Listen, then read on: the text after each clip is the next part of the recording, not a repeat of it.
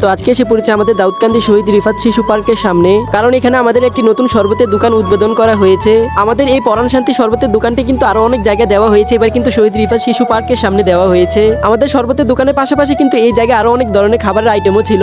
So এই জায়গাটিতে গিয়ে কি কি খেলাম সবকিছু নিয়ে হবে আজকের এই ব্লগে। আসসালামু আলাইকুম গাইস, কেমন আছেন সবাই? সো গাইস, বড় নতুন আরেকটি নিউ ব্লগ আপনাদের সবাইকে স্বাগতম। সো প্রথমে একটি অটোতে করে মহাসড়কে এসে একটি ল্যান্ডোভারে উঠে গেলাম। ল্যান্ডোভারে করে ডিরেক্ট এসে পড়েছি দাউদকান্দি মডেল মসজিদের সামনে। রাস্তার ওই পার থেকে ওভারব্রিজ দিয়ে এই পারে এসে একটি অটোতে উঠে গেলাম। অটোতে করে আমাদের দাউদকান্দি শহীদ রিফাত শিশু পার্কের সামনে আমাদের এই দোকানটিতে এসে পড়লাম। আমাদের এই শরবতের দোকানের ভিতরে সবচেয়ে বেশি জনপ্রিয় কিন্তু 10 টাকার এই লেবু শরবতটি। অনেক দূর দূরান্ত জায়গা থেকে কিন্তু এই 10 টাকার লেবু শরবতটি খেতে আমাদের এই জায়গাটিতে আসে। বিশেষ করে আমাদের শরবতের দোকানে সবচেয়ে বেশি কিন্তু শরবত চলে শুধুমাত্র এই লেবু শরবতটি। মাত্র 10 টাকার গ্লাসের ভিতরে কিন্তু ভালো পরিমাণে স্বাদ হয় আমাদের এই শরবতটি। তারপরে ভাবলাম যে এই জায়গায় যেমন এসেছি দাউদকান্দি পার্কের ভিতর থেকে একটু ঘুরে আসি। ভেতরে এসে কিন্তু দেখতে পেলাম বড় একটি গম্বুজের ভিতর আল্লাহের 99টি নাম অনেক সুন্দরভাবে লেখা হয়েছে। পাশাপাশি পার্কের সামনে কিন্তু রয়েছে অসংখ্য খাবারের দোকান, যে দোকানগুলোতে কিন্তু বার্গার, পিৎজা এবং আরো অন্যান্য অনেক ধরনের খাবার পাওয়া যায়। আমাদের শরবতের দোকানের সাথে দেখতে পেলাম ছোট্ট একটি বেলপুরির দোকান। এই বেলপুরি দোকান থেকে আমি এবং আমার মামার জন্য 2টা বেলপুরি অর্ডার দিয়ে দিলাম। ওনার দোকানে বেলপুরিগুলো কিন্তু গিয়ামরিচ দিয়ে বানানোর কারণে অনেকটাই জাল হয়। বেলপুরির পাশাপাশি চারপাশে অনেক দোকান থাকার কারণে কিন্তু এই জায়গাটা পুরো একটা মেলার মতো হয়ে গিয়েছে।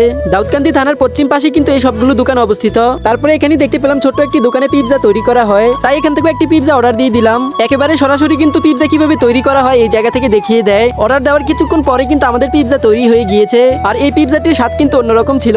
যে দোকানটি থেকে পিৎজাটি খেয়েছি এই দোকানের নাম কিন্তু পিওর ফুড। এবং কি এখানে দেখতে পেলাম এক মহিলা অনেকগুলো খোলাতে চিতল পিঠা তৈরি করছে। বোরকা গায়ে দিয়ে কিন্তু উনি এই পিঠাগুলো এখানে বিক্রি করে থাকে। সেখান থেকে পিৎজা খেয়ে ডিরেক্ট এসে পড়লাম আমাদের শরবতের দোকানটিতে। চারপাশে জালের খাবার খেয়ে কিন্তু আমাদের এই শরবতটি খেলে একেবারে শরীর ঠান্ডা হয়ে যায়। পার্কের সামনে একবার হলে আমাদের এই দোকানটি থেকে শরবত খেয়ে দেখবেন। তো সেখান থেকে অনেক জিনিস খেয়ে রওনা দিয়ে দিলাম বাড়ির উদ্দেশ্যে। আজকের ভিডিও এখানেই সমাপ্ত করছি। ভিডিওটি ভালো লাগলে লাইক কমেন্ট করে যাবেন। আসসালামু আলাইকুম।